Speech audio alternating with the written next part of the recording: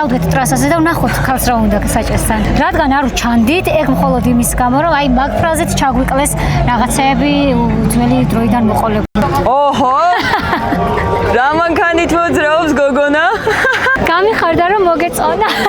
ძალიან მაგარია. რატომ ეს? ესელია ჯერ მარტო მაგიტომ. ყველაზე განსაკუთრებული, განსხვავებული და აი Mercedes-ისთვის ვთვლი რომ ერთ-ერთი საკულტო ავტომობილია დასაწყისიდან დღემდე. ახე რა გოგო შკური. ამ ეტაპზე არაფერს ისეც არ ვსაქმიანობ გარდა იმისა რომ YouTube არხი გაქვს, როგორც ვიცი. საფრთხოდ მე ჯერ არ შემხედრია. და რას განიხილავ ხოლმე? ავტომობილებს. საიდან წამოვიდა ავტომობილის ესეთ სიყვარული? დავძმაკაცობთ ისეთ ბიჭებთან, ვისაც ძალიან ახლო კავშირი ჰქონდა ავტომობილებთან. დიდესი ხელოვნება ავტომობილებთან ურთიერთობა. არ გადიხარ სადმე შეჯიბრზე ან რამე ეგეთ? შეჯიბრზე და ჯერჯერობით ეგრე არა, მაგრამ მინდა. რა უნდა გაითვალისწინოს ყველა მძღოლმა პირველ რიგში? ყველა მძღოლმა პირველ რიგში უნდა გაითვალისწინოს ის, რომ საკუთარი ავტომობილი ჰყავდეს მწყობრში. მეტი ყურადღება.